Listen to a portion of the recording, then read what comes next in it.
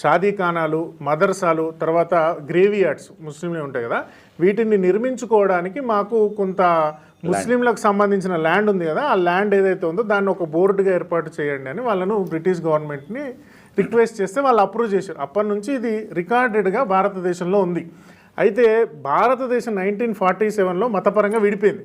భారతదేశంలో ముస్లింలందరూ అక్కడికి వెళ్ళిపోవాలి, అక్కడ ఉన్నటువంటి హిందువులందరూ ఇక్కడికి వచ్చేయాలనేటటువంటి నినాదంతోనే భారతదేశం 2 ముక్కలైంది. లేకపోతే 2 ముక్కలయ్యేది కాదు కదా. అలా ముక్కలైనప్పుడు ఇక్కడ నుంచి ముస్లింలందరూ అక్కడికి వెళ్ళిపోయినప్పుడు భారతదేశంలో ఉన్నటువంటి ముస్లింలు అక్కడికి వెళ్ళి అక్కడ ఉన్నటువంటి హిందువులందరూ ఇక్కడికి వచ్చేసినప్పుడు ఇంకా ఇక్కడ ముస్లిం వక్ఫ్ బోర్డ్ అనేది ఎందుకుంటుంది, వక్ఫ్ ల్యాండ్ అనేటటువంటిది ఎందుకుంటుంది? సో ఇది అన్యాయంగా అక్రమంగా కాంగ్రెస్ గవర్నమెంటు భారతదేశం మీద రుద్దినటువంటి చట్టము బోర్డు.